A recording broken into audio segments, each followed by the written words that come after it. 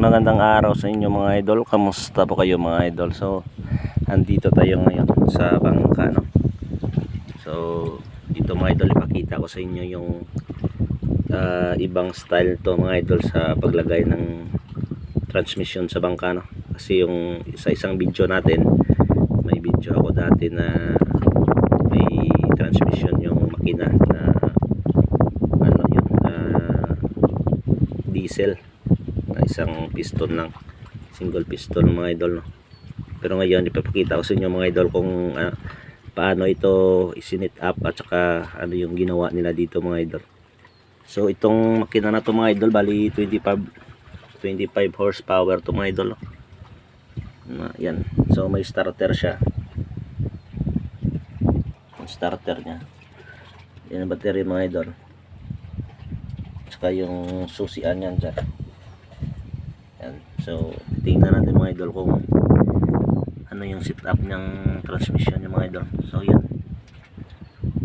So yung transmission nito mga idol, bali yung multicab, no? Sa 3 key ata to yung makina nito. Ito yung transmission. So yan yung mga idol ginawa nila. Yan. Bali yung pinaka housing ng may part pa dito yung ano yung transmission na yan, kinating nila mga idol kasi parang babangga ata at saka sobrang haba. Yan. So titingnan natin mga idol yan.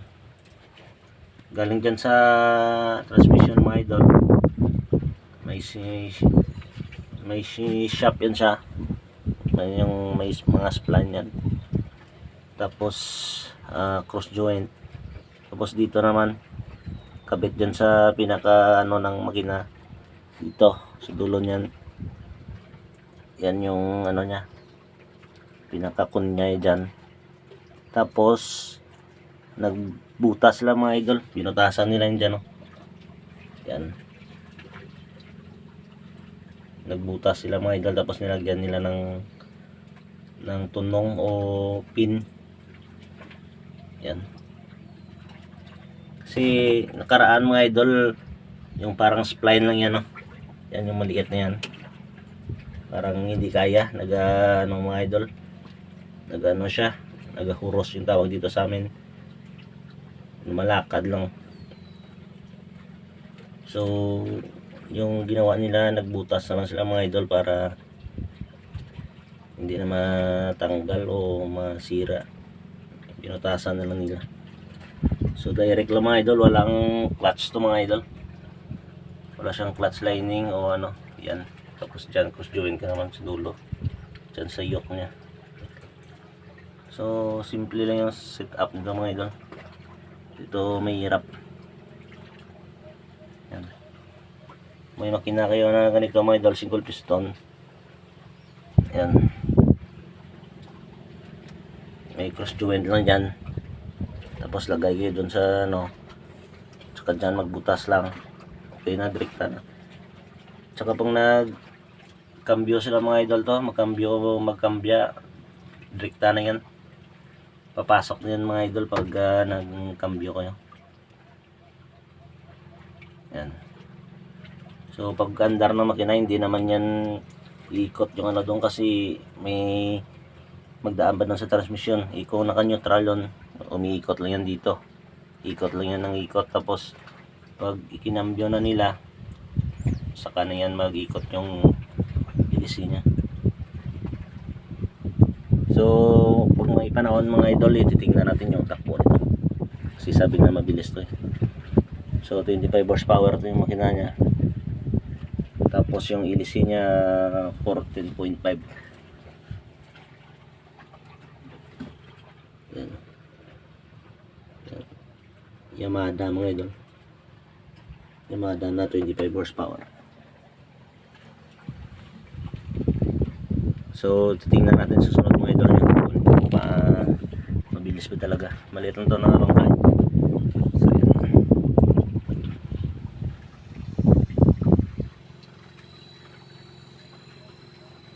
So napakadali lang to mga idol na gayahin. Importante may ano lang kayo, may mapagkuhanan ng transmission. Kasi pag hindi nyo kakatingin dito mga idol, medyo mahaba dito yung pinaka ano ng transmission eh. May part pa yan dito. So kinating para na may space dito, may lugar para na pag nagkabit kayo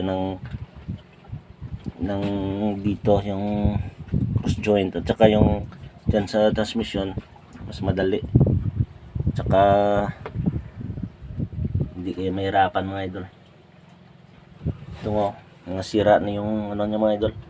Kasi yung parang pinaka frame niyan at saka ipinsa yan sa vibration na parang hindi matibay na ano, liit lang. Pero napaka ano to mga idol, napaka useful to pag gumagamit kayo ng atras na kailangan kayong mag-atras. Napaka ano to mga idol, useful talaga. Kasi may mga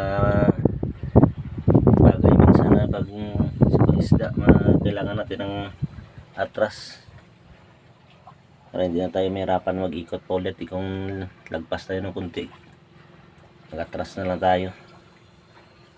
So yan lang muna mga idol, yan lang muna yung mapapakita ko sa inyo. So simple ito mga idol kaysa sa isang makina dati na may video ako nun.